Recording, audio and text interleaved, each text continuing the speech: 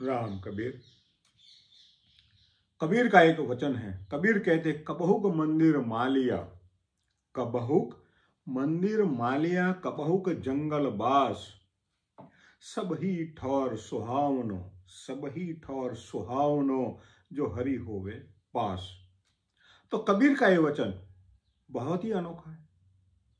कबीर कहते कबहुक मंदिर मालिया,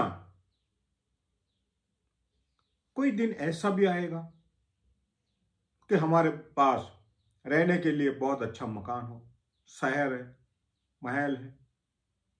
कबहुक जंगल बास, और कभी ऐसा भी समय आएगा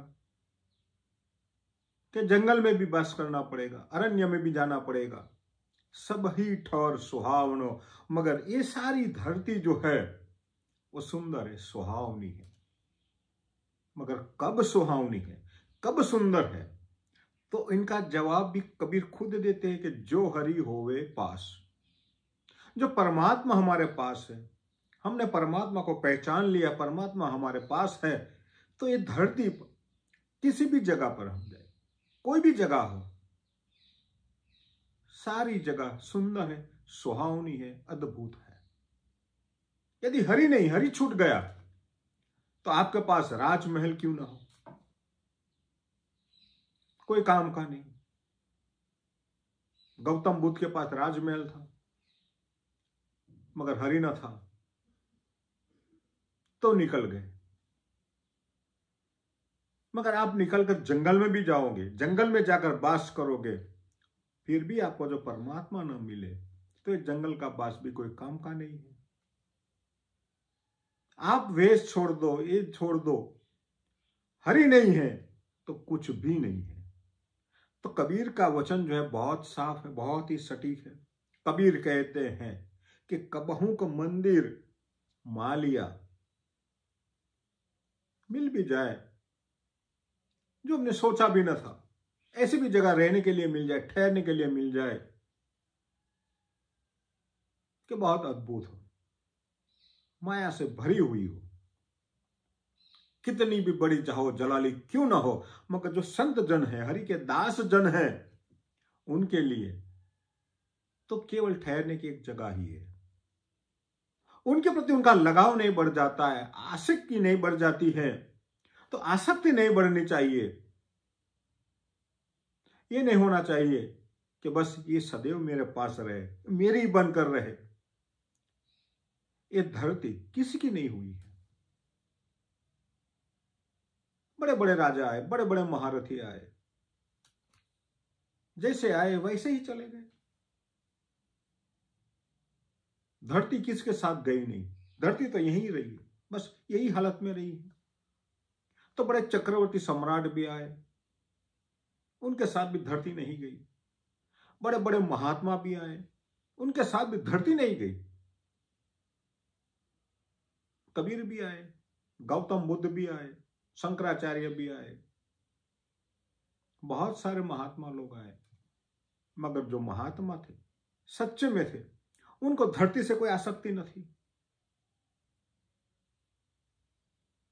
और ना ऐसा वैराग्य था जो दंभी था, ऐसा दंभी वैराग्य भी न था।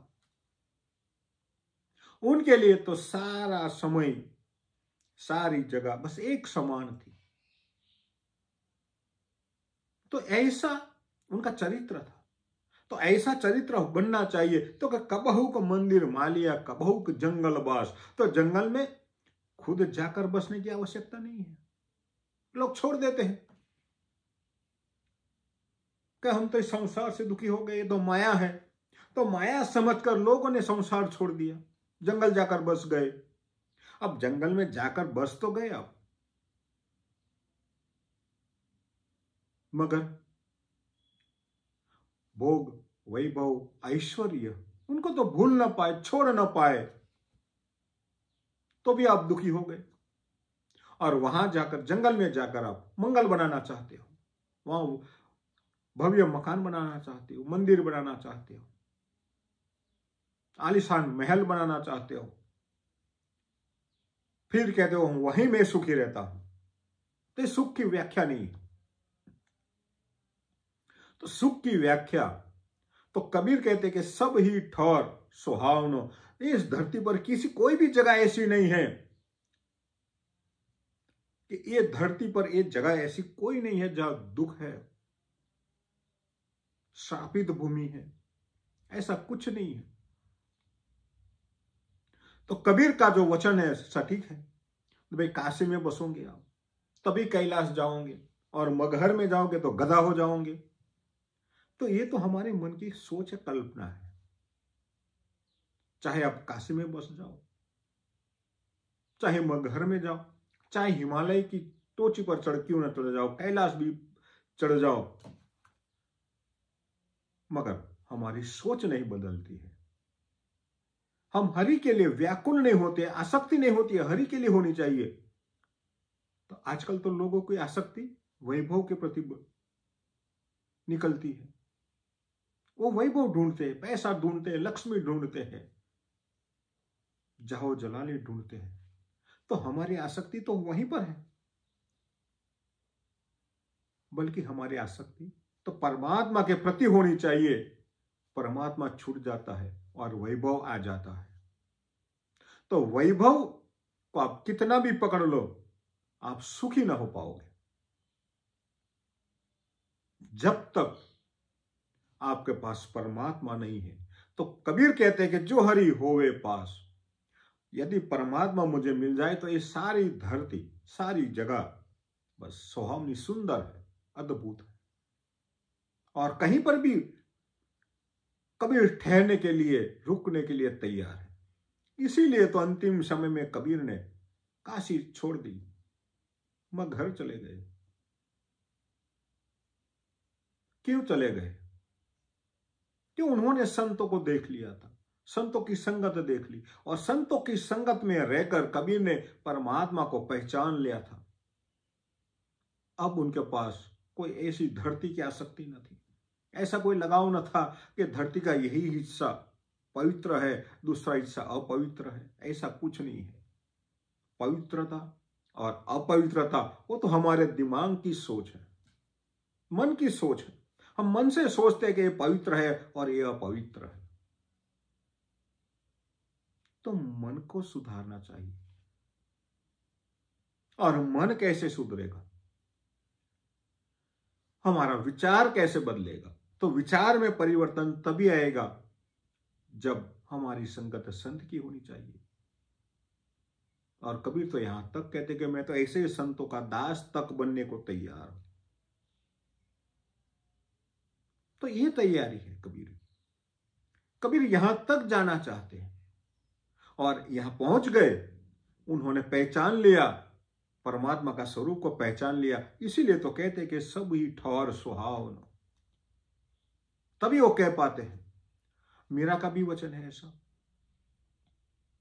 मीरा ने भी अपने पद में यही कहा है, राम राखे ते मरइये, राम राखे ते मरइये। उनकी मर्जी है।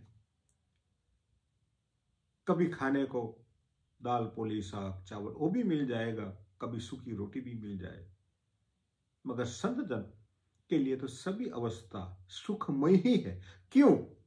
तो कि उनके लिए तो बस उनका जीना, शरीर को टकाना, बस वही तो उनका ध्येय है, लक्ष्य है। और शरीर स्वस्थ है, यहां पर टिका हुआ है, अस्तित्व है उनका, तब तक कीर्तन करते रहेंगे। वही तो उनका कर्तव्य, कर्म वही तो है हमारा। और हम हमारा कर्म भूल जाते हैं, और कर्म भूल जाते हैं, और इस पृथ्वी के प्रलोभन में पड़ जाते हैं। पृथ्वी से इतना हिस्सा ले लूं, ये ले लूं, वो ले लूं, अपना हिस्सा बांटने लोग लगते हैं। और सत्य यही है कि जो सारा भी हिस्सा आपने बांट कर ले लिया, छीन कर ले लिया, मांग कर ले लिया, वो हिस्सा वही का वही रह जाएगा, क्योंकि आपके साथ तो आने वाला नहीं है। मगर लोग ये समझते नहीं है। इसीलिए पूरी जिंदगी भर वो भटकते रहते हैं, दुखी होते हैं। तो आपको सुखी रहना, सुख चाहिए, परमात्मा का सुख चाहिए, जीवन का सुख चाहिए। तो कबीर का जो वचन है, कबीर की जो वाणी है, उनको समझनी पड़ेगी। तो कि कबहू का मंदिर मालिया, कबहू का जंगल बास, सब ही ठौर सुहावनो, जो हरि होवे पास। तो आते रहिए, कबीर के वचन सुनते रहिए, और कबीर जो कहते हैं बस उनके प्रति हमारी सोच को आगे बढ़ाइए, हमारे विचारधारा बदलिए, परिवर्तन में आइए। और जब तक हमारे में परिवर्तन आएगा, जैसे जैसे आएगा, बढ़ता रहेगा, ऐसे ऐसे आपको भी सुख का एहसास होता रहेगा। तो अस्तु, राम कबीर।